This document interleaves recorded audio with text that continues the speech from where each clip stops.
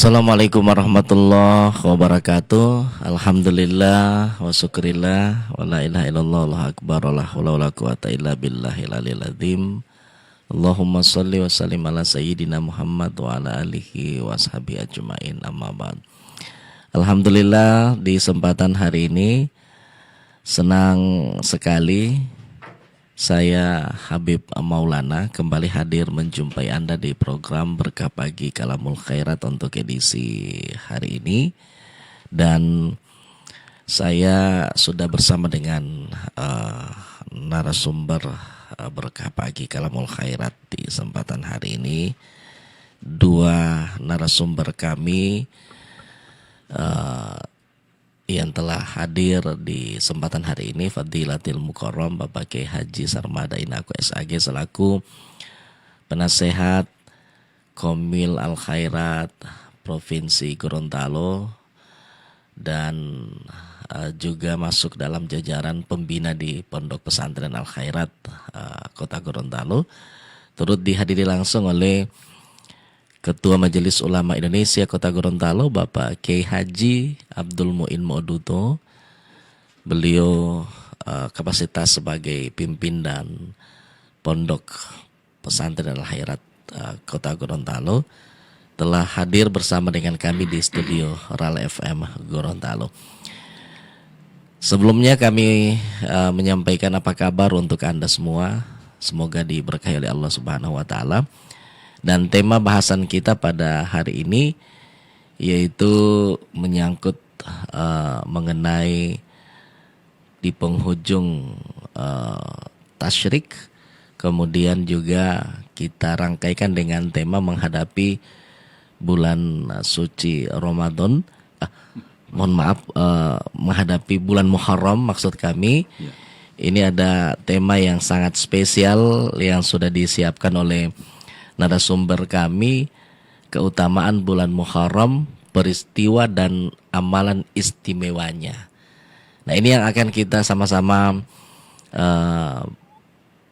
buka di kesempatan hari ini. Tema yang nanti akan kami bagikan juga untuk para pendengar yang ingin berkomentar ataupun menyampaikan pertanyaan-pertanyaan, boleh langsung ke layanan telepon. Baik, kita langsung menuju ke dua narasumber kami yang sudah hadir di studio RAL FM Gorontalo. Kami sapa kedua narasumber kami. Assalamualaikum Pak Kiai. Waalaikumsalam warahmatullahi wabarakatuh. Kaifahal Pak Kiai? Bikhairin alhamdulillah. Baik, tema hari ini menyangkut di penghujung hari tasyrik. Nah, kita baru saja melaksanakan ibadah suci. Dan tentunya kami atas nama pimpinan kru RAL Khairat menyampaikan minal aidin wal faizin, mohon maaf lahir dan batin. Selamat Hari Raya Idul Adha untuk Pak Kiai. Insyaallah sehat dan innalillahi wa inna ilaihi rajiun untuk salah satu dari jamaah haji yang meninggal di Arab Saudi yang sudah dibagikan oleh Bapak dan Ibu yang ada di majelis-majelis yang kami sudah sampaikan. Itu adalah Bapak Haji Ismail Usman yang meninggal di Arab Saudi, asal Gorontalo. Baik, di kesempatan hari ini saya mungkin langsung ke Pak Kiai mengenai hari tasyrik. Berarti tasyrik ini adalah batas waktu untuk kita melaksanakan ibadah suci kurban, Pak Kiai, menjadi rambu-rambu bagi mereka, sehingga batas waktunya hanya sampai waktu zuhur kah, atau sampai dengan maghrib kah Pak Kiai, atau waktu asar. Untuk itu nanti ini akan disampaikan oleh Bapak Kiai Haji Sarmada, dan mengenai keistimewaan dan diikuti oleh peristiwa bulan Muharram dan amalannya ini nanti akan disampaikan oleh Bapak Kiai Haji Abdul Muin Moduto. Kepada Bapak Kiai Haji Sarmada, saya persilakan mungkin kira-kira apa yang bisa kita raih Pak Kiai di hari tasyrik ini, khususnya pengorbanan Nabi Ibrahim, semangatnya ini Pak Kiai. Saya persilakan, tafadhol. Assalamualaikum warahmatullahi wabarakatuh. Waalaikumsalam warahmatullahi wabarakatuh. A'udzu billahi minasyaitonir rajim. Bismillahirrahmanirrahim. Alhamdulillahi wa kafa. Wassalatu wassalamu ala nabiyil mustafa wa ala alihi wa sahbihi ahli sidqi wal wafa. Alhamdulillah, pada hari ini kita telah berada pada hari terakhir dari hari-hari tasyrik.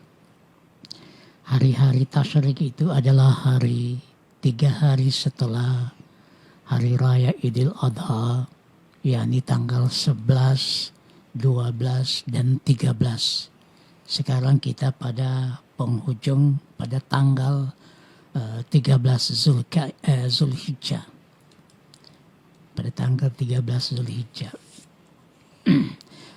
Pendengar yang dirahmati Allah Subhanahu wa taala, tasyrik itu berasal dari bahasa Arab, yakni syarraka yusyarriku tasyrikan, yang artinya matahari terbit. Tapi yang dimaksud dulu pada zaman Nabi dan para sahabat Nabi, mereka menyembelih binatang kurban pada tanggal 10 dan pada hari-hari tasyrik, kemudian dijemur, dibikin dendeng agar supaya tahan lama, bisa dinikmati atau dikonsumsi. Kemudian hari tasyrik itu dalam hadis Rasulullah SAW Allahumma sholli. adalah dimaksud dengan ayyamu aklin wa syurbin wa zikrin. Hari-hari tasyrik itu adalah hari-hari makan, minum, dan berzikir kepada Allah, di mana kita dianjurkan berzikir dengan zikir yang telah kita ketahui seperti takbiran. Ya, seperti takbiran. Karena zikir takbiran itu ada 2. Yang dimaksud adalah yang dimaksud dengan zikir mursal dan zikir muqayyad. Zikir mursal itu adalah zikir yang dilaksanakan atau dibaca setelah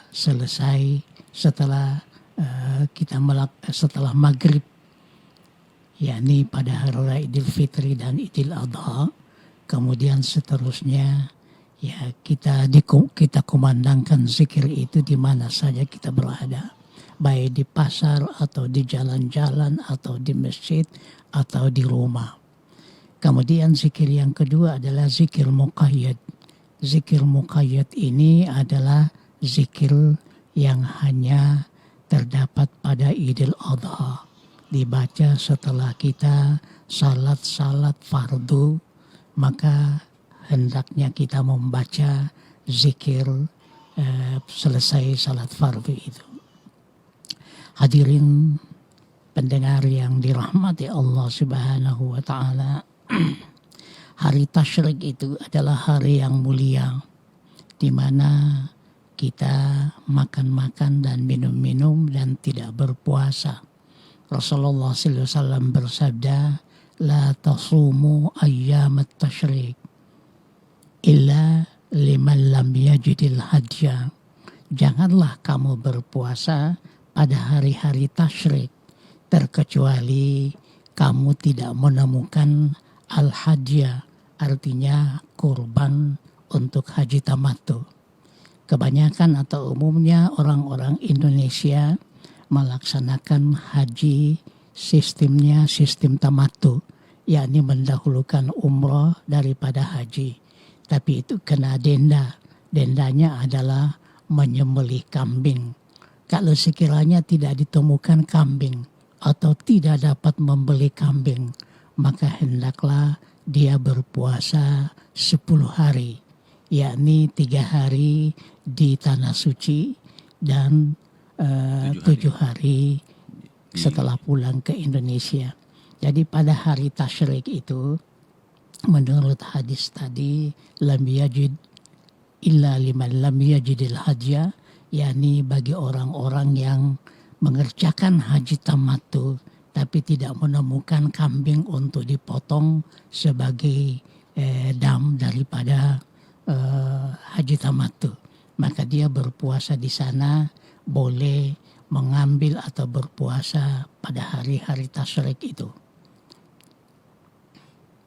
Ya. Syukron Pak Kiai atas penjelasannya, dan mungkin bisa ditambahkan oleh Pak Kiai Haji Abdul Muin. Ya, terima kasih para pendengar, Pak Habib Maulana. Dijelaskan Pak Kiai tadi, alhamdulillah itu cukup lengkap. Cuma mungkin ada sedikit tambahannya.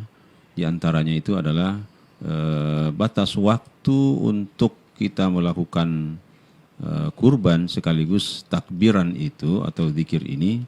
Jadi zikirnya ini yang disebutkan Pak Kiai tadi itu namanya zikir mutlak atau takbirnya takbir mutlak. Ini hanya muqayyad. Muqayyad hanya ditemukan di Idul Adha. Kalau di Idul Fitri itu takbirnya takbir mutlak atau disebut Pak Kiai tadi mursal. Nah, jadi diingatkan kepada seluruh kaum muslimin khususnya di Provinsi Gorontalo bahwa sebentar nanti sesudah asar itu pada waktu asar itu sudah masih dilaksanakan takbirannya, tapi setelah itu pada waktu maghrib sudah tidak ada lagi. Jadi jangan lagi takbiran lagi di waktu maghrib, tidak ada lagi. Jadi batasnya sampai pada waktu salat asar. Dan begitu juga kita pada saat nanti melaksanakan kurban. Jadi kurbannya batasnya sampai pada hari pada waktu asar itu jam 4. Kalau sekarang asar ini jam 5, jam 15.20 kalau tidak salah. Ya. Ya, kayak seperti itu. Ya. Baik, setelah waktu asar ataupun masuk sesudah sholat asar atau pas waktu asar Pak Kiai? Masuk asar. Ya. Masih selama waktu asar itu masih bisa. Iya. Masih bisa diperkenankan untuk memotong hewan kurban Pak Kiai. Jangan sudah sampai maghrib tidak bisa lagi. Kalau sudah masuk. Maghrib Nah, batas masuknya maghrib ini tentunya adalah safak itu ya Pak Kiai ya. Iya. Oke, baik. Saya kira ini jelas para pendengar. Bukan berarti setelah sholat asar kemudian selesai penyembelihan hewan kurban, tetapi masih dalam rangka dia masih waktu asar, itu masih bisa sekalipun sudah selesai waktu asar atau selesai kita melaksanakan sholat asar. 15.20 itu kan masih panjang waktunya lagi. Iya, masih panjang. Iya. Sepanjang dia waktu asar masih bisa untuk menyembelih hewan kurban. Itu adalah batas akhir yang diberikan oleh Allah Subhanahu wa taala untuk kita semua mempersembahkan kurban yang terbaik. Di kesempatan hari ini kita sudah sama-sama bahas mengenai haji dan kurban ya, sebelumnya pada seri yang kemarin. Awal-awal kita sudah bahas. Iya, sudah bahas. Nah, untuk menghadapi bulan Muharram ini Pak Kiai, ada yang mengatakan begini, Jamwali mau nikah atau bulan Muharram? Tidak bisa nikah di bulan Muharram. Dua konsekuensi yang akan diterima. Kalau bukan gila, mati. Ini berdasarkan pengalaman-pengalaman yang terjadi di masyarakat, sehingga itu diambil sebagai rujukan. Ternyata di bulan Muharram itu banyak yang ada di Gorontalo tidak melaksanakan pernikahan, tidak melaksanakan hajatan, karena sampai mengatakan bahwa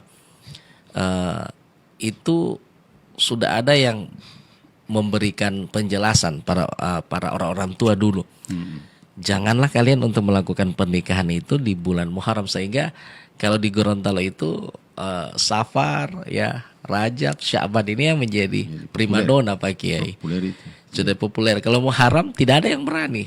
Iya. Hanya sebagian orang yang sampai untuk menantang. Siapa bilang setiap hari itu kan dalam kalender itu ada yang baik, tapi juga ada yang mengatakan ya ada yang baik, ada juga yang buruk. Maka sebagai ikhtiar kami tidak melaksanakan itu. Nah, bagaimana Pak Kiai? Benarkah pendapat itu bahwa kalau kita nikah di bulan Muharram akan ada dua peristiwa ataupun konsekuensi yang akan diterima?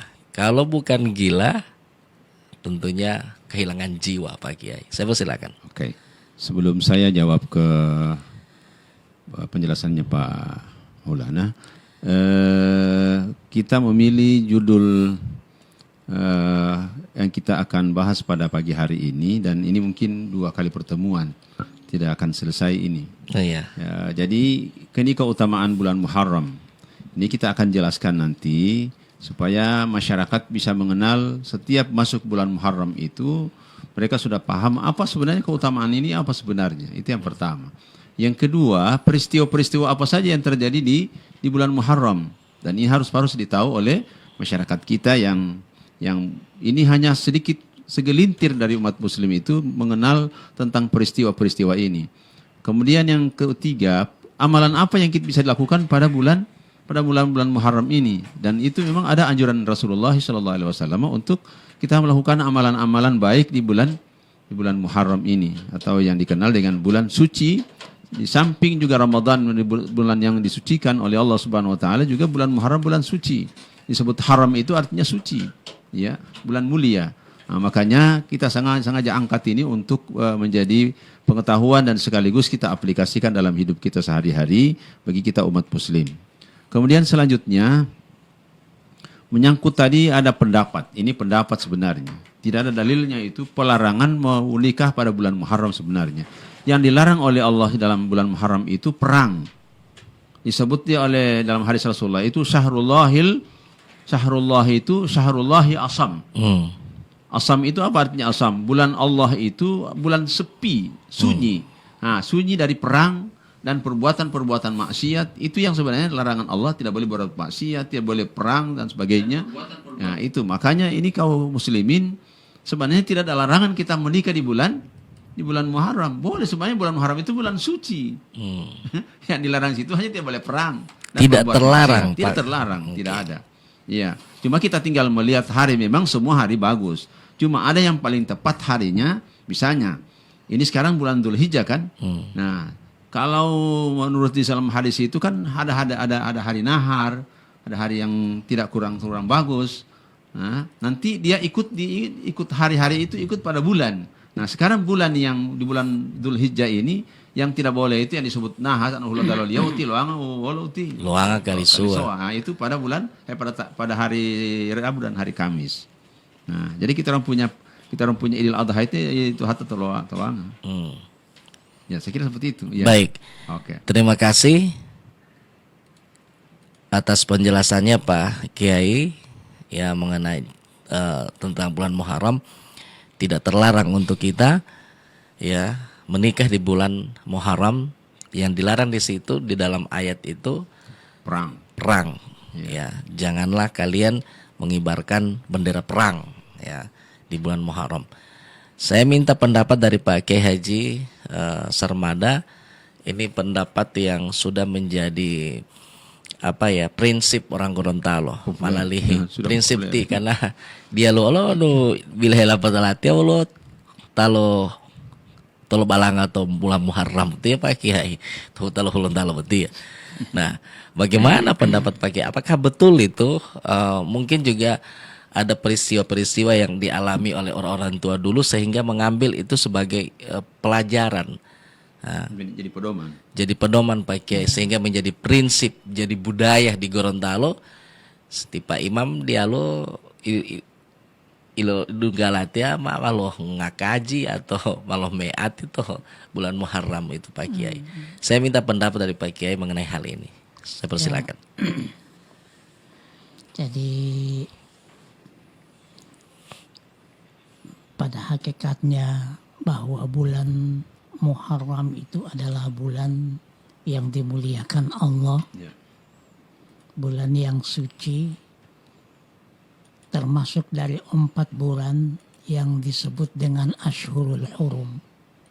Ashhurul Hurum itu adalah bulan-bulan yang suci, bulan-bulan yang sangat dihormati, yakni bulan Zulqa'dah, Zulhijjah, Muharram, dan bulan Rajab, yaitu bulan-bulan yang suci. Kalau menurut saya, ya sebaiknya kita melaksanakan ya acara-acara atau pesta-pesta pada bulan yang disucikan oleh Allah.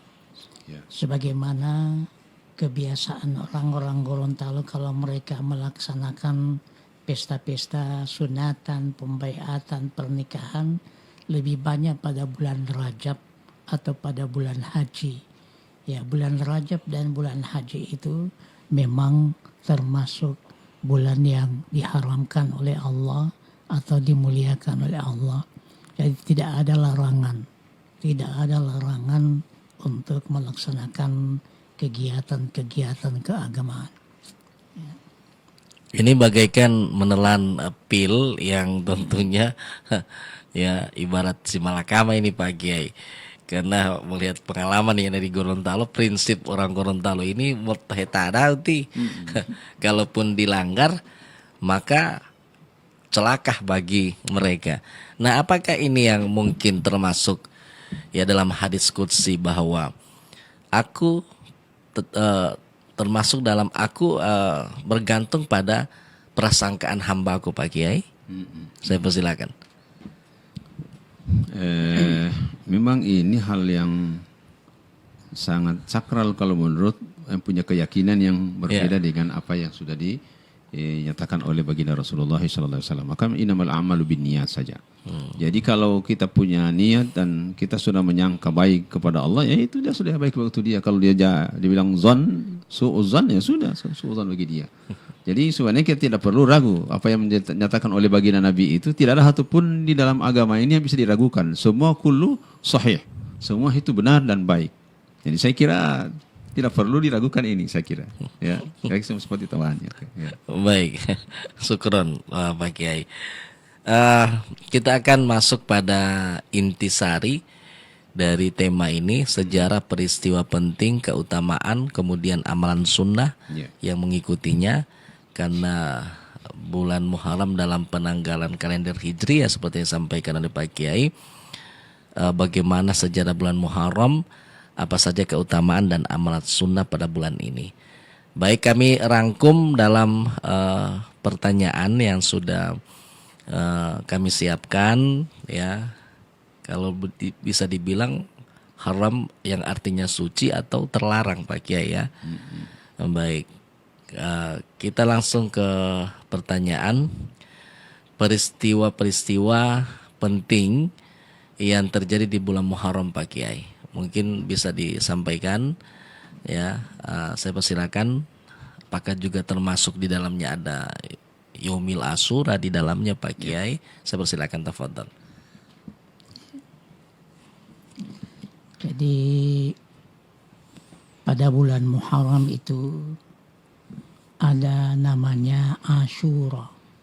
Asyura artinya tanggal 10 Muharram, di mana terjadi peristiwa-peristiwa yang besar.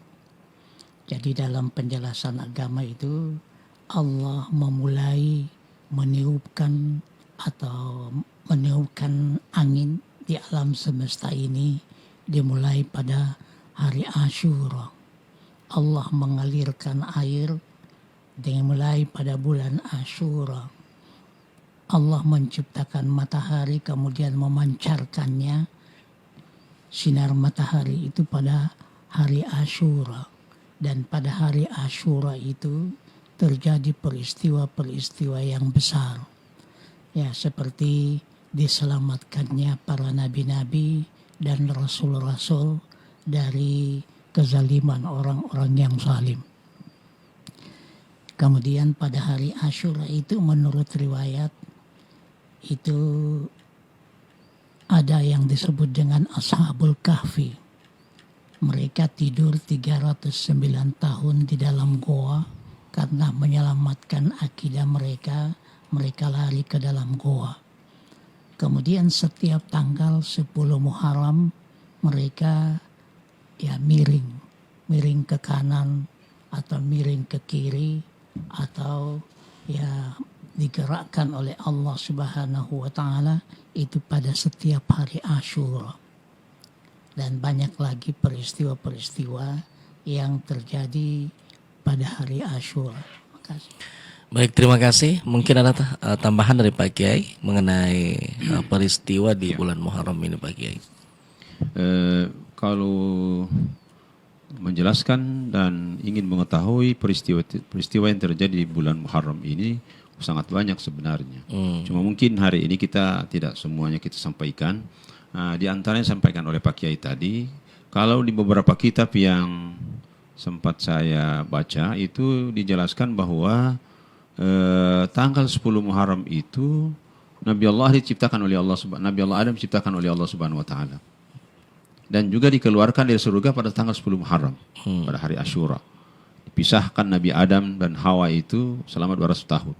Baru dipertemukan di padang Arafah di atas tugu Jabal Rahmah. Ya. Kemudian yang berikut pada tanggal 10 Muharram juga itu Allah Subhanahu wa taala pertama-tama menurunkan hujan. Dan hujan diturunkan oleh Allah pertama pada tanggal 10 Muharram dalam riwayat itu. Jadi kejadian atau terjadinya hujan turun pertama di bumi itu pada tanggal 10 Muharram. Nah, jadi ini luar biasa peristiwa ini. Kemudian yang berikut dipertemukan oleh Allah Subhanahu wa taala juga Nabi Adam alaihissalam dengan Hawa juga itu pada tanggal 10 Muharram. Dan kemudian tobatnya Nabi Adam alaihissalam diterima oleh Allah juga pada tanggal 10 Muharram. Kenapa beliau bertobat? Karena beliau melaksanakan larangan Allah, kemudian beliau dikeluarkan dan istrinya dikeluarkan dari surga oleh Allah Subhanahu wa taala pada tanggal 10 Muharram. Akhirnya beliau sadari itu kesalahan beliau melakukan pertobatan dan tobatnya di tanggal 10 Muharram itu diterima oleh Allah Subhanahu wa taala. Nah, ini saya kira hal-hal yang kita perlu ketahui di dalam memasuki dan kita berada di bulan Muharram. Nah, saya kira masih banyak yang lain. Nanti kita akan kembangkan berikutnya. Mungkin ada pertanyaan berikut. Baik, terima kasih. Saya ke pertanyaan berikut dalam hadis Nabi ini disampaikan bahwa afdalus siyami ba'da ramadhana syahrullahil muharramu wa afdalus salati ba'dal faridoti salatul lail. Ya, betul. Nah, puasa yang paling utama setelah puasa Ramadan ini adalah puasa pada syahrullah, bulan Allah itu yaitu Muharram. Sementara sholat yang paling utama setelah sholat wajib adalah sholat malam. Nah, puasa apakah itu Pak Kiai? Puasa syahrullah itu puasa apa itu Pak Kiai? Saya persilakan. Kedua loh. Yang dimaksud dari hadis ini. Yang dimaksud adalah puasa pada tanggal-tanggal atau hari-hari yang sangat dimuliakan oleh Allah Subhanahu wa taala. Seperti pada bulan Zulhijjah, mulai dari tanggal 1 Zulhijjah sampai dengan tanggal 9 Zulhijjah, termasuk tanggal atau hari yang bagus. Kemudian pada hari Asyura atau pada tanggal 10 Muharram atau pada bulan Muharram, itu yang dimaksud dengan bulan-bulan atau syahrullah atau ya puasa pada hari-hari yang sangat dimuliakan oleh Allah. Apa juga termasuk di situ adalah puasa Tasu'ah itu Pak Kiai? Iya, ya Tasu'ah. Tasu'ah itu adalah tanggal 9. Tanggal 9 Zulhijjah. Ya karena dalam hadis Nabi itu ya kita dianjurkan agar supaya melaksanakan puasa pada hari Tasu'ah. Karena pada suatu kali bahwa sahabat-sahabat Nabi itu melaksanakan mereka datang ke Madinah, kemudian mereka menemukan orang-orang ya di Madinah dalam keadaan berpuasa. Maka ditanya oleh Rasulullah, apa sebabnya kamu berpuasa? Maka mereka menjawab, karena hari ini adalah hari Allah menyelamatkan orang-orang Yahudi, ya Nabi mereka dari kezaliman Fir'aun.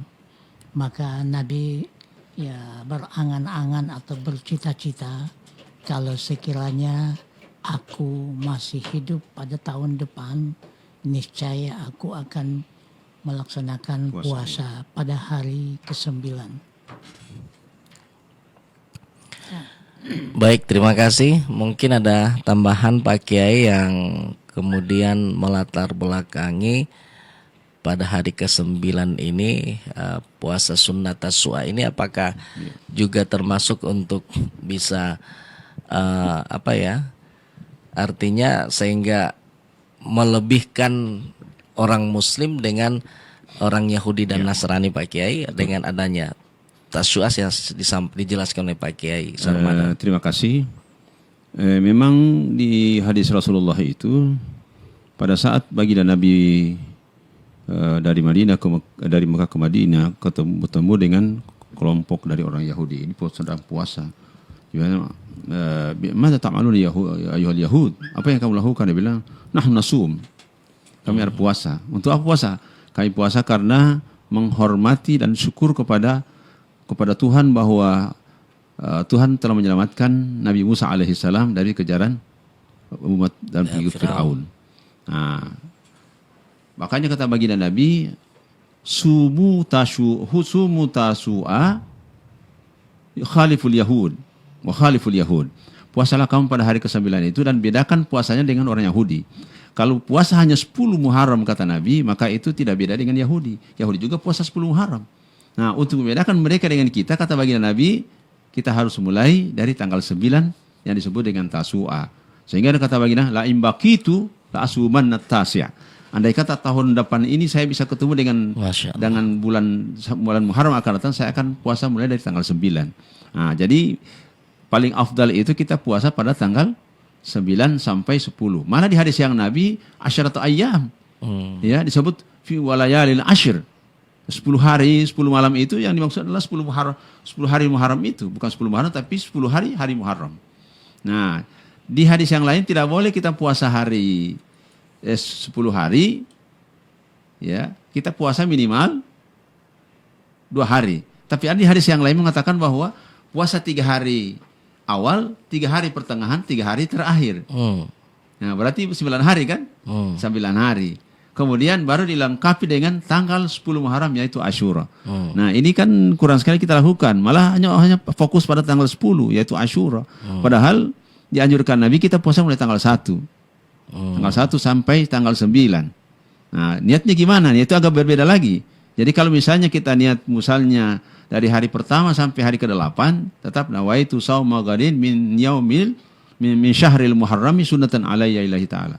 Masuk pada hari ke-9, nawaitu shauma ghadin min yaumi tasu'a sunnatan alayya ilahi ta'ala. Masuk pada 10 Muharram, yaum Asyura, hari ke-10 Asyura. Saya kira ini yang menjadi dasarnya, sehingga kita disunahkan Rasulullah untuk melakukan ini. Tapi ini masih sangat kurang dilakukan oleh saudara-saudara kita karena memang masih sangat kurang penjelasan di majelis-majelis ta'lim. Iya. Ya, makanya ini mudah-mudahan lewat media Al Khairat ini akan memberikan perubahan dan pencerahan kepada umat kita bahwa ternyata di bulan Muharram ini sangat besar manfaatnya yang kita harus lakukan di hari-hari dan pada bulan itu sendiri. Ya. Baik, dalam satu hadis yang diriwayatkan oleh Imam Ahmad nomor hadis 2153, berpuasalah kalian pada hari Asyura dan selisilah orang-orang Yahudi, berpuasalah sebelumnya atau berpuasalah setelahnya 1 hari. Jadi maksud dari hadis ini apakah dibolehkan melaksanakan ibadah puasa sunnah 11 Muharram Pak Kiai? Saya persilakan. Tafadhal. Ya, artinya kita harus menyelisihi orang-orang Yahudi. Diajarkan berpuasa pada tanggal 9 bulan Muharram, kemudian pada tanggal 10 dan pada tanggal 11. Nah itu. Jadi sehari sebelum atau sehari sesudah. Sehari sesudah itu yakni tanggal 11 Muharram. Nah, insya Allah. Baik. Bagaimana dengan perbuatan atau semacam apa ya, kalau bisa dibilang ini Pak Kiai, ada yang mengkhususkan bulan Muharram itu. Sampai-sampai di dalam sebuah postingan kita lihat bagaimana ada satu perkumpulan jamaah yang kemudian sampai memukul-mukul badannya. Ya, ini mengistimewakan bulan Muharram. Setelah dipelajari, ini dalam rangka untuk apa ya, menyesali atas kepergian dari Sayyidina Hussein. ya Sayyidina Husain, cucu dari Rasulullah yang menjadi korban di tanah Karbala, Pak Kiai. Apakah diperbolehkan untuk mengkhususkan hari-hari yang mulia dalam pandangan Islam, Pak Kiai? Saya persilakan. Memang ini budaya ini dilakukan oleh saudara-saudara kita yang punya paham Syiah. Karena mereka tuh mukul badan mereka dengan benda yang sampai menyebabkan mereka punya badan ini jadi luka dan mengalirkan darah. Nah, itu memberikan bukti bahwa mereka juga sangat mencintai kepergian kepergian cucu Nabi Muhammad SAW, Sayyidina Husain yang terbunuh di Karbala.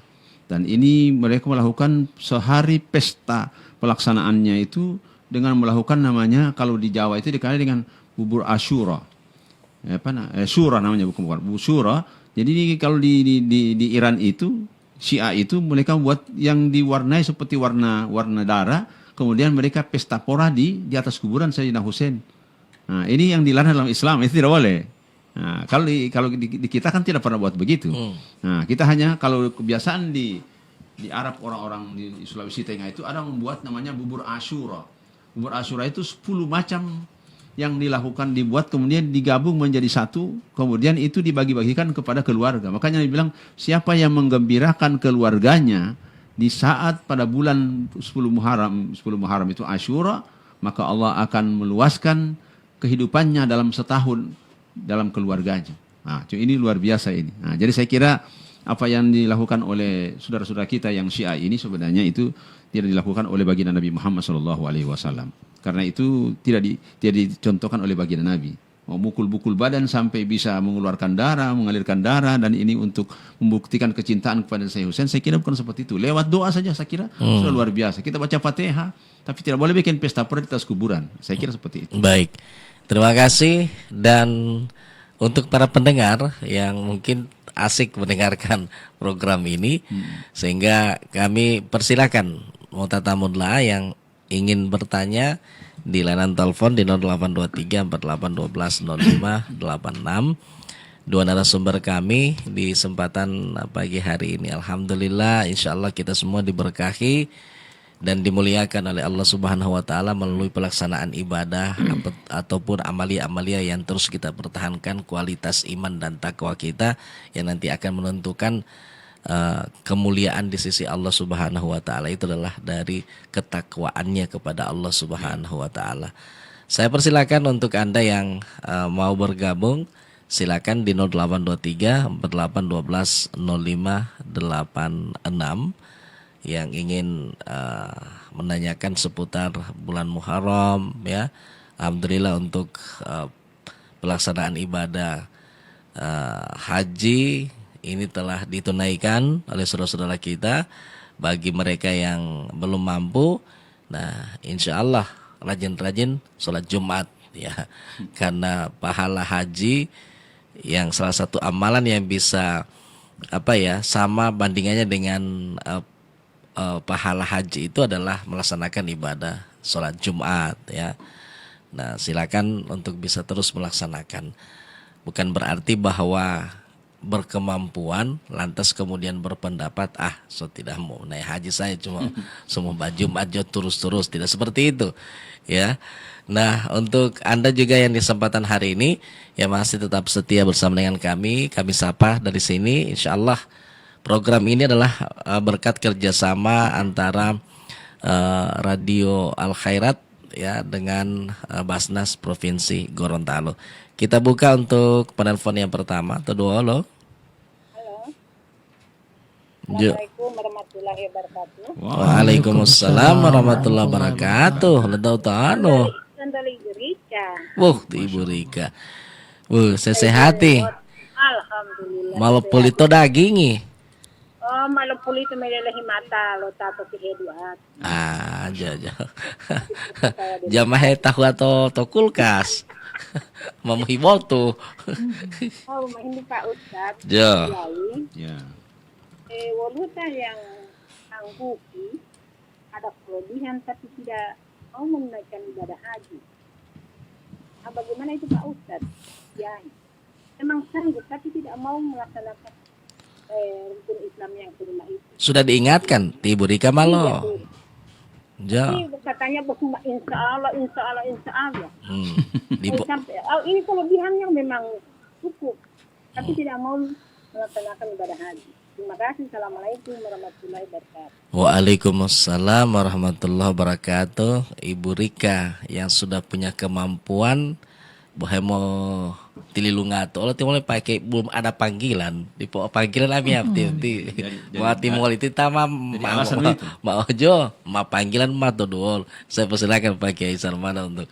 Pak Ustaz, Oh silakan. antum. Subhanallah. Ya, di dalam ayat Al-Quran bahwa orang yang diwajibkan untuk melaksanakan ibadah haji itu yakni bila mana telah mampu. Walillahi 'alan nasi hijjul baiti man istata'a ilaihi sabila. Dan diwajibkan kepada manusia untuk melaksanakan ibadah haji bagi orang yang telah mampu. Jadi bagi orang yang telah mampu. Bagi orang yang tidak mampu, maka tidak diwajibkan melaksanakan ibadah haji itu. Jadi orang yang mampu, kemudian orang yang mampu tidak mau melaksanakan juga, maka dia matinya itu memilih antara matinya orang Yahudi dan matinya orang Nasara. Artinya tidak disukai oleh Rasulullah, tidak disukai oleh Nabi Muhammad SAW. Allahumma shalli wa sallim. Karena ya sudah mampu tapi tidak mau melaksanakan ibadah haji tersebut. Ya. Baik, terima kasih. Ada tambahan Pak Kiai? Ya. Kedua Saya kira sangat tepat yang disampaikan oleh Pak Kiai. Memang tidak boleh kita berlindung di alasan belum ada panggilan. Ini tidak boleh. Kalau Nabi bilang sudah cukup untuk bisa melaksanakan ibadah haji, bekal pergi pulang dan ditinggalkan kepada keluarga, maka ini sudah wajib bagi dia. Tidak ada alasan. Orang bisa pergi haji atau tidak itu sebenarnya tergantung dari niat. Ada orang yang tidak punya uang, tapi niatnya untuk melakukan ibadah haji itu luar biasa. Dan dia ada upaya untuk bagaimana bisa mendapatkan biaya perjalanan haji ini untuk bisa dia terpenuhi. Nah, saya mau saksikan sendiri, itu memang dia sudah berniat. Saya ambil contoh, saya punya teman. Semua orang tanya, kapan Ustaz mau berangkat haji? Insya Allah. Ini semua tuh insya Allah akhirnya ternyata dia punya uang belum cukup. Masih baru waktu itu baru sekitar 15 juta. Akhirnya dia datang temannya bilang, ini Ustaz saya mau kasih tambah 10 juta. Akhirnya 25 juta dia berangkat beribadah haji. Selesai. Nah itu saya kira ini kalau betul-betul niat kita keras untuk melakukan ibadah haji, saya kira insya Allah niat kita ini akan diijabah oleh Allah Subhanahu Wa Taala dan banyak kemudahan. Dan memang dalam Al-Quran sampaikan oleh Pak Kiai tadi itu walil nasi hijjul baiti man istata'a ilaihi sabila. Wallahi 'alan nasi hijjul baiti man istata'a ilaihi sabila. Jadi Allah mewajibkan kepada manusia untuk melaksanakan ibadah haji bagi orang yang punya kemampuan. Nah, ini saya kira bagi kaum muslimin kuatkan niat dan kemudian berusaha. Jangan niat saja, niat doang, kemudian kita tidak ada usaha untuk mendapatkan biaya perjalanan ibadah haji. Ini sangat janggal sekali. Saya kira seperti itu. Mudah-mudahan Bapak Ibu yang punya keinginan ibadah haji, ya usahakan dibarengi dengan usaha dan kemauan yang tinggi, yang kuat. Saya kira seperti itu. Baik, terima kasih Pak Kiai atas penjelasannya. Saya undang kembali untuk penelpon. Kedua lo. Assalamualaikum warahmatullahi wabarakatuh. Waalaikumsalam warahmatullahi wabarakatuh. Jo, Tondo betul. lejauti habis. Jo, kaja sesehati. Alhamdulillah. Jo, Pertanyaan ini sifatnya umum Pak ya, boleh tuh. jo. Tolimutu tuh ya? Yo, Limpoto Pak. Jo, jo. Tedoa lo. Tepatnya di Kelurahan Hutu, Limpoto. Jo. Masya Allah. Tedoa lo, Ya. tedoa lo. Begini Pak ya, Ustaz. Sumber kekuatan melawan kebutuhan manusia, khususnya manusia Pak ya. Jo. Karena menurut kesehatan itu berasal dari gizi. Tadi itu menurut pandangan kesehatan. Jo. Sehingga itu betia untuk tadi amai betia Pak. Aktivitas lantang menginhui betia kuat itu. Itu dari pandangan kesehatan. Tapi kalau dari pandangan agama kira-kira ada unsur apa sebenarnya di dalam jasad kita ini sehingga dia kuat. Terlepas dari itu Pak ya. Ya. Karena itu dengan latih tuh satu teman latih bu berhentulah dia butim ya berarti tapi itu untuk latih Pak Ustaz. Kali mau wanu buti jasad itu buti wanu hilalo itu ide ya itu kekuatan itu nggak mau beda. Jadi menurut pandangan agama bagaimana Pak? Terima kasih. Assalamualaikum warahmatullahi wabarakatuh. Waalaikumsalam warahmatullahi wabarakatuh. Saya persilakan langsung dijawab Pak Kiai biar tidak lupa apa yang disampaikan oleh Kaja tadi. Ini memang kalau mau ditanya yang bisa menyebabkan kita punya kekuatan di dalam diri ini berbagai pandangan. Ada yang pertama mengatakan bahwa untuk supaya kita menjadi kuat di dalam memperkuat dalam diri ini, kita lebih banyak melakukan zikrullah. Berzikir kepada Allah Subhanahu wa taala. Di zaman dahulu ada ulama-ulama itu makannya dalam sehari itu kadang. Iya. Tapi kekuatan fisiknya luar biasa.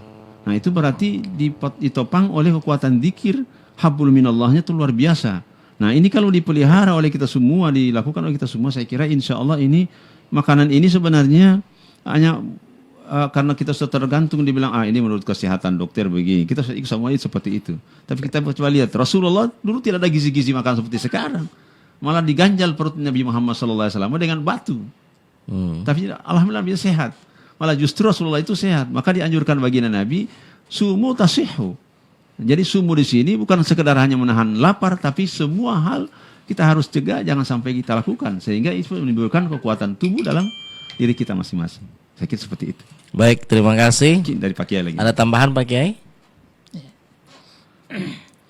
Agar supaya kita menjadi orang yang sehat, seperti disampaikan oleh Ustadz, bahwa hendaknya berzikir kepada Allah Subhanahu wa Ta'ala.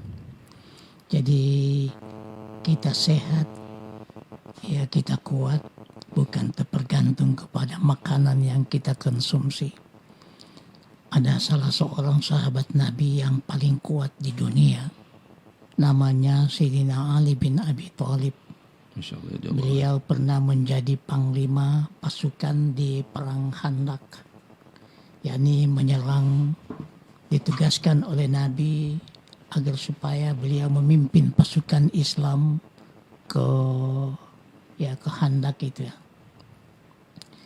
Kemudian beliau mengangkat pintu gerbang daripada benteng dengan tangan sebelah dan sebelahnya memegang pedang. Tapi setelah diletakkan pintu tersebut, ada 7 orang Arab yang kuat-kuat tidak boleh mengangkatnya. Itu karena kekuatan dari Sayyidina Ali itu yang tidak terbina dengan dari makanan atau minuman, akan tetapi dengan zikir kepada Allah Subhanahu wa Ta'ala. Sayyidina Ali pernah mengatakan dalam sebuah buku bahwa beliau bisa mengangkat dunia ini dengan tangannya kalau ada tempat berpijak untuk dia. Jadi kalau ada tempat berpijaknya Sayyidina Ali dia bisa angkat dunia ini. Nah, itu karena Kekuatan zikrullah. daripada zikir kepada Allah Subhanahu wa taala. Ya. Ya. Baik, makanan bagi para wali Allah itu adalah zikrullah ya Pak Kiai. Zahir dan batin. Ya. Baik, saya ke penelpon Todolo. Assalamualaikum warahmatullahi wabarakatuh. Waalaikumsalam warahmatullahi wabarakatuh. Mali pod amai ngope beto suara Pak. Beti pasti sata beti Ya, orang Karo di Kelurahan Puba. Jo bawa kikinada mana ta luluhumo. Jo Pak Habib Jo. Jo. Sebelum kali dua. Kemarin kan perayaan Hari Idul Adha itu 2 kali. Awalnya satu kejadian Ya. penghulu Tiolo Hutuba. Kalau hari yang kedua dia lagi mamu. Menjadi satu pertanyaan lagi di Pak Kiai. Macik dua pintu. Ya, di mana letak keyakinannya? Dan yang Ja. kedua Habib, Ya. ini satu masukan tadi Al-Khairat, karena saya tahu politik Al-Khairat ini dari ujung Bune Belango sampai ujung Powado pendengarnya. Betul. Karena itu saya selaku pendengar radio RAL ini, Udah setia ya. Al-Khairat ini, Pendengar setia. Walau radio, walau interaktif di Habib, Jo. Wali Tanggulo itu nama lengkap. Dalam penelpon yang lalu itu sebenarnya kalau di RRI dia 30. TW itu polisi. Yang di itu kita wala. Di Kajah. Kerjaan. Nah, itu yang kami jaga. Dan itu sudah dipertanyakan di RRI kemarin. Artinya Baik. begini. Saya menjaga jangan sampai tamu Hindu itu kira-kira Pak Kiai ada tutup kalau tidak salah. Tamu Hindu yang lu di Atalio, kalau tamu Hindu lu Menguji. como potua wo solio, kalau tamu Hindu mau penguji lihat para narasumber. Ini yang kita jaga bersama. Bagus itu tuh. Kira-kira itu Pak Kiai boleh maaf ini karena saya selaku pendengar Al-Khairat, Yo. jangan sampai Al-Khairat ini artinya kita jaga bersama nama baiknya. Karena Subhanallah. Tayyib. apa yang kita pertanyakan itu harus kita bertanggungjawabkan. Oleh karena itu, nama yang lengkap itu Habib kalau perlu. Yang nama yang Penanya. Nama penanya ya. Penanya. Nama penanya itu yang Harus telepon lengkap. yang telepon mai. Iya, Kalau dia penelpon. latihan si Amran Kaharu atau Pak Amran. Itu Ya. nama lengkap yang perlu dengan alamat yang lengkap. Karena apa yang kita pertanyakan itu harus kita pertanggungjawabkan. Seperti itu kira-kira itu Habib ya. Boleh maaf Ya. ini. Yo. Makasih. Assalamualaikum warahmatullahi wabarakatuh. Waalaikumsalam warahmatullahi wabarakatuh. Pak Sisa Amran ini masukkan saja ya kepada penelpon untuk bisa menyebutkan nama secara langsung lengkap ya. Tapi juga kami tidak bisa memaksakan kepada para pendengar ya. Terkadang ini sering menyembunyikan identitasnya Pak Kiai. Hanya menggunakan Mungkin. lagap. Ya, hanya sekedar untuk memberikan informasi. Tetapi apa yang disampaikan oleh Pak Amran itu patut diapresiasi. Jangan sampai ini hanya akan menguji para narasumber. Itu etika di dalam kita berdialog. Manakala ada yang ingin bertanya, pertanyaannya ini apakah menyangkut mengenai pertanyaan yang tidak diketahui, ataukah pertanyaan itu hanya ingin menguji narasumber. Saya kira begini, kalau pertanyaan ini memang ada 3 macam. Ya. 3 macam bentuk pertanyaan. Ada yang menanyakan betul-betul tidak tahu, ada untuk menyamakan dia punya pengetahuan dengan narasumber, dan juga memang betul-betul dia harus bagaimana dia menguji kemampuan narasumber ini untuk bisa menjawab apa yang ditanyakan oleh yang bersangkutan. Saya kira begini saja. Kan tidak mungkin dia bilang, oh ini Pak saya menguji. Kan tidak ada mengatakan, oh ini ujian menguji sama tipe ini. Punya pertanyaan ini kan tidak perlu. Dengan nada bertanya itu saya kira ini memang sudah kita bisa tahu, oh ini pertanyaan dia menguji. Nah, pertanyaan ini menyamakan pertanyaan ini betul-betul dia tidak tahu. Nah, saya kira untuk lebih supaya tidak ada persoalan, tidak usahlah kita suuzon. Ini pertanyaan menguji atau menyamakan atau betul-betul dia tidak tahu. Saya kira kita punya tugas menjawab saja sesuai dengan kemampuan. Karena manusia ini punya keterbatasan. Saya kira seperti itu Pak Habib. Baik, terima kasih.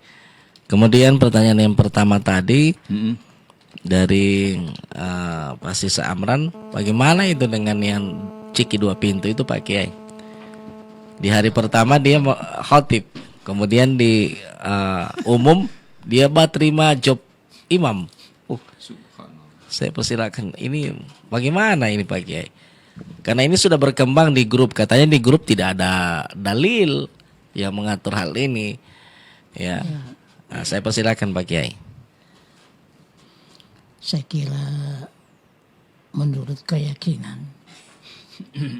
kalau kita yakin bahwa hari Kamis itu hari Raya Idul Adha, maka sudah barang tentu kita tidak menjadi petugas di hari Rabu.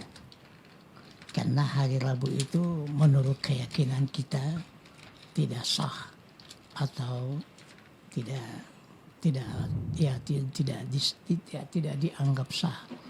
Oleh karena itu hanya salah satunya.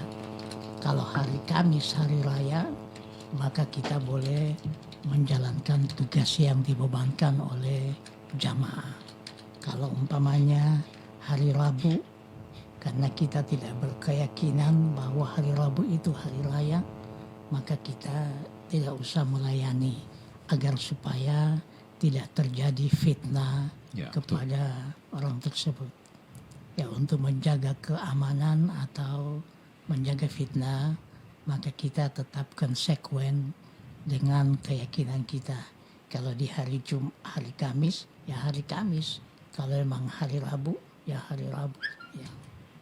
Baik, saya persilakan Pak Kiai. Ada tambahan mengenai hal ini? Iya, saya kira tepat sekali itu. Kalau kita sudah punya keputusan dia sebagai pengikut pemerintah pada hari Kamis itu tanggal 29, tidak perlu dia melayani lagi untuk hari Rabu. Padahal dia sudah disiapkan di hari Kamis, tapi karena ada yang mendahului dia lagi, dia akan kita orang punya kan nanti hari Kamis. Biarlah kita mau ambil saja hari dulu ini, mau bantu sama dua orang, kasihan ini.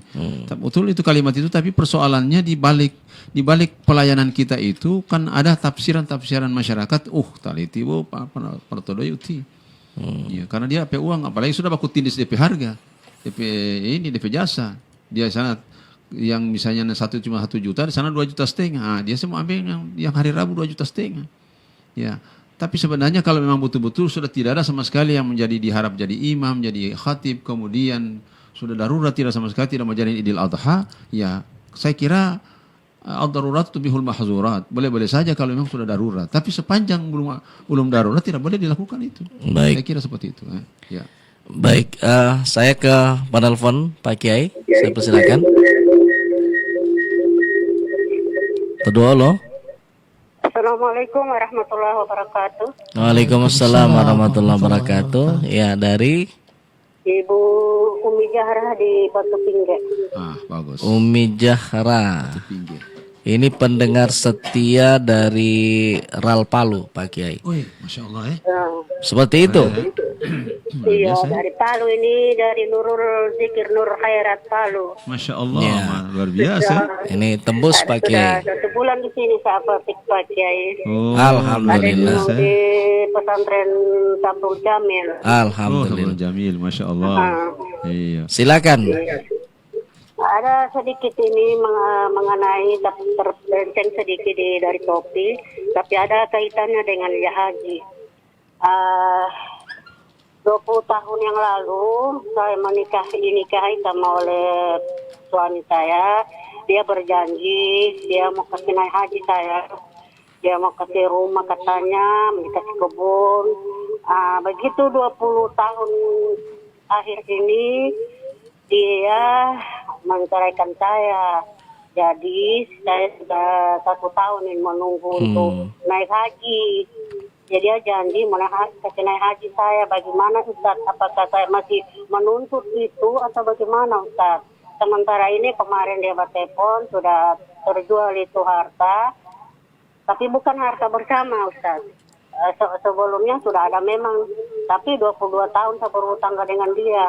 Masya Allah, luar biasa. Tapi tidak ada anak Ustaz. Ya, jadi 1 tahun kemarin saya sudah pisah tidak lagi saya menunggu janjinya itu Ustaz. Kemarin sudah ada terjual. Begitu terjual, dia tidak mau lagi kasih saya. Apakah saya bisa menuntut lagi atau bagaimana Ustaz? Terima kasih Pak Kiai Ya. atas jawabannya. Mohon maaf lahir batin. Innalillahi wa inna ilaihi raji'un. Mohon maaf lahir batin. Assalamualaikum warahmatullahi wabarakatuh. Waalaikumsalam warahmatullahi wabarakatuh. Ini bagaimana ini Pak Kiai? Dia baku janji akan dengan uang panai, ya. Ini kalau menikah dengan saya akan hajikan, ya. Saya akan berikan rumah. Nanti 20 tahun. Setelah 20 tahun dia malah nikah ataupun menceraikan istrinya. Ini apakah sang istri Tetap menuntut haknya? Kan ini merupakan sebuah kalau bisa dibilang nazar, bukan nazar, tetapi ini adalah bagian dari mahar, ya, yang secara lisan Pak Kiai, perjanjian. Oke. Kita buka satu penelpon terakhir, ya. Terdulu. Assalamualaikum warahmatullahi wabarakatuh. Waalaikumsalam warahmatullahi wabarakatuh. Ibu Fatra. Iya. Oke, silakan. Begini Pak Ustaz, kemarin waktu orang menyembelih kurban satu ekor sapi, tapi yang membelinya itu cuma satu orang. Tapi waktu penyembelihan itu dicantumkan 7 orang yang ikut di situ. Orang tuanya kedua mertuanya dan adiknya satu. Jadi yang saya mau tanyakan itu kira-kira bagaimana, apakah yang tidak ikut membeli itu mendapat pahala itu Pak Ustadz atau bagaimana? Demikian saja pertanyaan saya. Atas jawabannya atau penjelasannya saya ucapkan banyak terima kasih. Wassalamualaikum warahmatullahi wabarakatuh. Waalaikumsalam warahmatullahi wabarakatuh. Pertanyaan pertama saya persilakan kepada Bapak Kiai Haji Abdul Muin mengenai tadi yang disampaikan oleh Umi Zahra, janji adalah hutang. Ya, saya persilakan Pak Kiai. Terima kasih. Jadi ibu siapa tadi? Umi Zahra. Umi Zahra. Ini memang kalau di dalam Islam kita memberikan janji-janji pada saat belum kawin, dan itu janji akan menikahi dia, setelah dinikahi akan melakukan janjinya itu, yaitu menunaikan ibadah haji. Dia naikkan untuk melakukan ibadah haji. Nah kemudian setelah 20 tahun, ini kan ada masa, ada waktu. Tiba 20 tahun malah justru diceraikan. Dan haknya ibu ini tetap dituntut sampai dia bisa lakukan. Kapanpun ini, karena Nabi bilang, al-wa'du dainun, la yadkhulul jannata hatta yu'addiyahu. Jadi janji itu hutang, dan hutang itu tidak akan terbayarkan sebelum dia masuk surga. Dia akan masuk surga sebelum dia lakukan ini. Jadi itu hutangnya sepanjang hidupnya dia, dan sampai di hari kemudian lagi. Yaitu menyusahkan dia. Makanya kecuali, tapi tidak boleh dibatalkan, karena itu sudah menjadi satu janji yang sudah mutlak, itu tidak boleh. Dan sudah sebagai prasyarat untuk nikah juga mungkin di situ. Karena sudah diikrarkan juga itu, tidak boleh dibatalkan, tidak bisa. Nah, makanya setiap saudara-saudara kita muslim, kalau ada misalnya kita hajatan menikah dengan seorang wanita, kalau boleh jangan janji muluk-muluk yang tidak kita mampu. Saya kira kalau mau belikan rumah beli lebih mahal. Namun akan ibadah haji, taruhlah 50 juta misalnya tertinggi. Sudah, saya kira mau membelikan rumah, siapkan rumah ini, maka sampai bisa 300-400 juta. Saya kira. Jadi, olau tia mau mamurayu tia atih mau mahalalo. Tapi tidak boleh. Tetap dia harus tunaikan dia punya janji, dan ibu itu harus tetap menagih janjinya kepada suaminya.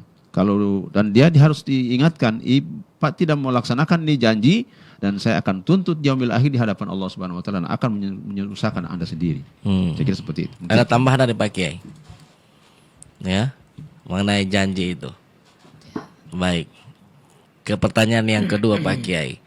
Bagaimana hukumnya orang yang membeli 1 ekor sapi kurban, kemudian ketika tiba di tempat penyembelihan hewan kurban, tertulis sampai ada kerabatnya di situ Pak Kiai, diikuti oleh kerabatnya.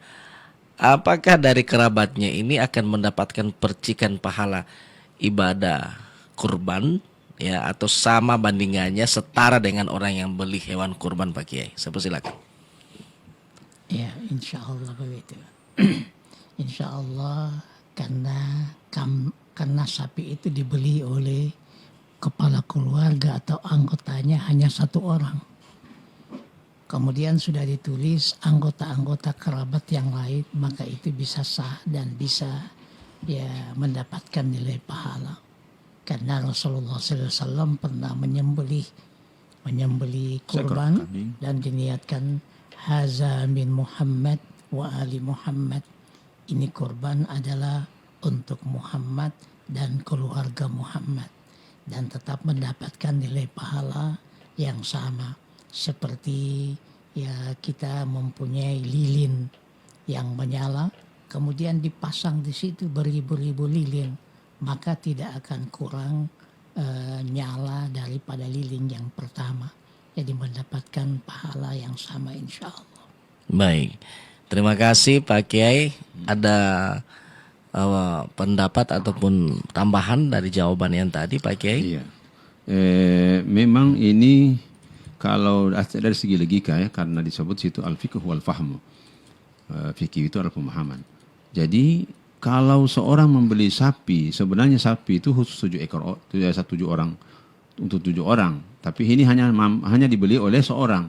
Kemudian di saat penyembelihannya dia melibatkan dia punya kerabatnya, dia punya orang tua, dia punya mertua, saudara-saudaranya sampai lengkap 7 orang. Ya. Nah, saya kira penjelasan Pak Kiai tadi itu seperti contohkan baginda Nabi, beliau menyembelih seekor kambing, dia menyembelih ya Allah ini saya mau menyembelih nawaitun adbaha hadhil udhiyata li Muhammadin wa ali Muhammad.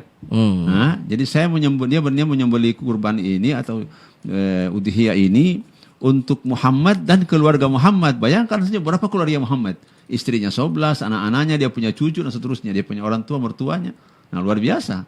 Nah, jadi itu yang hakikat dari pahala itu tidak harus hanya diborong sendiri Pak Kiai ya. Tidak juga sebenarnya. Tetapi tidak. juga ini harus dibagikan. Iya, dibagikan. Oke. Nah, jadi saya kira apa yang disampaikan Pak Kiai tadi ini sangat tepat, dan ini saya kira jangan kita persulit.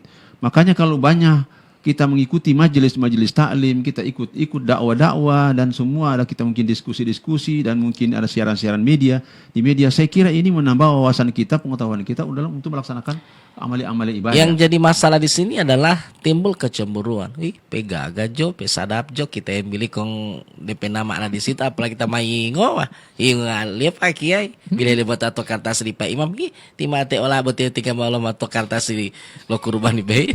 Ini Saya kira Habib begini, kalau meletakkan nama itu yang bukan yang bersangkutan yang pembeli itu memang tidak boleh.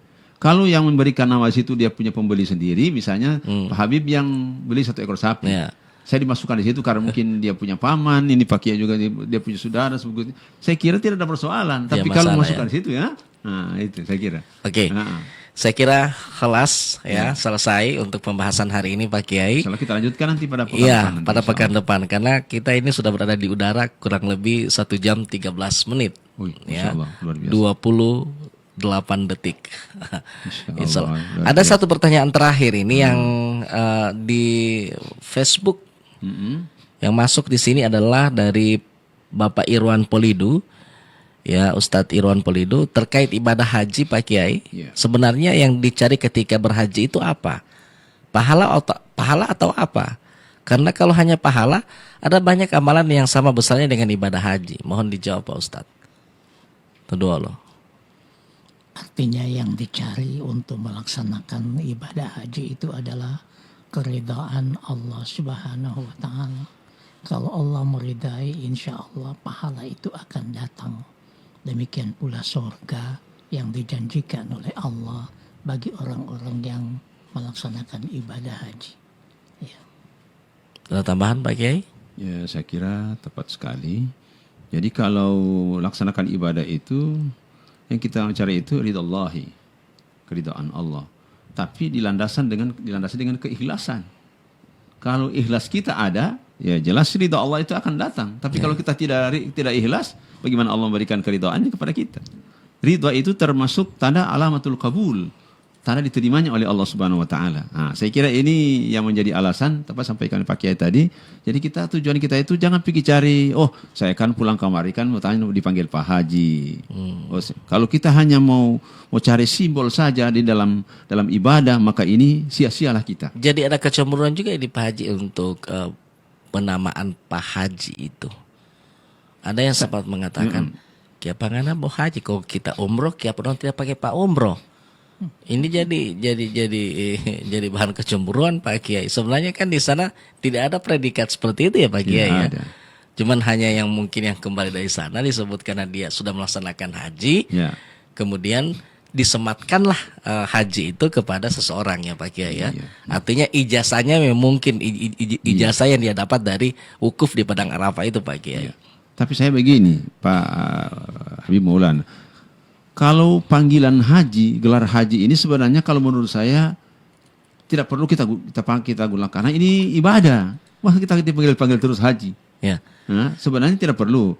Coba saya melihat contoh di Makkah itu, Syekh itu tidak pernah Syekh Haji Dr. Sudais, tidak ada. Cuma di Indonesia ini, dengan Malaysia yang menggunakan haji ini. Ya. Tapi negara-negara lain tidak pakai haji, tidak pakai itu haji. Tapi kenyataannya di Gorontalo ada yang ketika dipanggil namanya kalau tidak disebut haji dia marah. Ini tidak perlu. Ya tali moni ngopi 50 juta lo Pak Haji ti. Nah, Artinya itu sampai ada unsur dia ada juga. guyonan atau istilah seperti itu Pak Kiai. Ya, jadi kembali kepada pribadi ya, itu keridoan Allah itu yang mungkin. Iya, jadi saya kira yang kita melekat. kalau tidak dipanggil haji, saya kira tidak perlu kita merasa iri atau tidak senang, tapi ini kan ibadah, tidak perlu kita disebut-sebut. Iya, iya. Nah, saya kira seperti itu. Mudah-mudahan kita ikhlas di dalam Ibadah kepada Allah. kepada Allah Subhanahu wa taala. Jadi kalau tidak dipanggil haji, tidak usah kita saya ini haji tidak dipanggil haji padahal saya Baik. kira. Syukuran Pak Kiai Ya, atas penjelasan dan juga kebersamaan kita di kesempatan hari ini. Kalau saya hitung seri kita ini sudah seri yang ke-36 Pak Kiai. Subhanallah. Ya sudah banyak perjalanan kita yang kurang lebih ini hampir 2 tahun ya program Berkah Pagi Kalamul Khairat. Insyaallah. Ya nanti insya Allah ini kita akan programkan tidak hanya pelaksanaan Berkah Pagi ini akan insya Allah akan tentunya butuh dukungan, butuh partisipasi ya dari seluruh jamaah kalau kepingin minta Berkah Pagi Kalamul Khairat misalnya insya Allah. hadir di majelis Anda, kami akan hadir di sana. Itu yang paling Ya, indah. secara langsung mungkin di masjid ya. Bikin itu Ada indah. jamaah ya, kemudian juga diikuti oleh para tamir. Kita misalnya di Masjid Al Khairat ya di Ya. sana misalnya ada, tapi kita butuh yang namanya keseluruhannya ini tentunya Bisa hadir. ya bisa hadir dan juga dukungan Iya. ya dukungan di sini. Iya. Nah tentunya kalau ada yang mensponsori hal itu kami persilakan ya. Saya kira lebih semarak dan Ya. lebih artinya ini lebih tersebar lah. Ya, lebih berinteraksi lagi kepada jamaah itu sendiri. Bagus. Saya kira ini insya Allah menjadi tujuan kami untuk menyebarkan dakwah sampai ke pelosok dan insya Allah ini yang terus direlay oleh beberapa masjid ya mendengarkan siaran ya bahkan ada yang takmir sampai duduk ya minum kopi dengar siaran Berkah Pagi Kalamul Khairat. Masya Allah. Keberkahan dari guru tua insya Allah Insyaallah, amin. ya menyertai kita semua. Baik, kita akan paripurnakan program ini. Insya Allah kita akan ketemu pada pekan depan dengan tema yang masih tetap sama. Iya, belum selesai. Ya belum selesai karena kita belum masuk pada intisarinya. Iya, Ya. puasanya, niat puasa apa segala Betul. macam keistimewaan ini belum masuk. Bahali wanoto kita bibeti ma bahali alipia betul bahali mukadimah unti ya. Jo. Ya. Kedua Pak Kiai Haji Sarmada mungkin bisa mempertunakan dengan doa, semoga dengan doa Bapak Kiai ini akan membawa berkah untuk diri kita dan juga untuk para pendengar yang lagi sakit Pak Kiai, mungkin bisa diselipkan doa karena ada yang terbaring lemah yang mengharapkan bahkan sampai mendengarkan siaran Radio Al Khairat ya. Kami ingat betul ada fans yang sampai detik-detik terakhir itu dia mendengarkan siaran Al Khairat ya. Pendengar yang ada di Siendeng yang terus menangis ketika bertemu dengan kami. Tidak ada yang lain yang saya putar ini ya Habib selain siaran-siaran Al Khairat ini Pak Kiai. Saya persilakan untuk Pak Kiai untuk bisa mempergunakan dengan doa. Tafadhol. Bismillahirrahmanirrahim. Alhamdulillahi Rabbil Alamin. Allahumma salli wa sallim wa barik ala Sayyidina Muhammad Allahumma salli wa ala ali Sayyidina Muhammad. Ya Maulana ya Mujib, ya hadiran la yaghib, tawassalna ilayka bil habib, iqdi hajatina karib. Allahumma absut alayna barakatika wa rahmataka wa fadlaka wa rizqak. Allahumma ashfi mardana, Amin. Allahumma ashfi mardana, Allahumma ashfi mardana ya arhamar rahimin. Allahumma inna nas'aluka al-afwa wal-afiyah wal-mu'afata ad-da'ima fi ad-din wad-dunya wal-akhirah. Wa sallallahu ala sayyidina Muhammadin wa ala alihi wa sahbihi ajma'in. Subhana rabbika rabbil izzati amma yasifun. Wassalamun ala mursalin. Alhamdulillahirabbil alamin. Terima kasih, syukron, jazakumullah khairan kasiran untuk dua narasumber kami, Bapak Kiai Haji Sarmada Inaku SAG dan juga Bapak Kiai Haji Abdul Muin Moduto yang telah berkenan hadir di kesempatan hari ini. Kami akhiri sampai di sini jumpa kita, dan pertanyaan yang tidak sempat kami bacakan di kolom komentar Facebook nanti insya Allah kami akan sampaikan pada pertemuan berikut. Terima kasih. Walafu minkum. Wallahu musta'an. Assalamualaikum warahmatullahi wabarakatuh.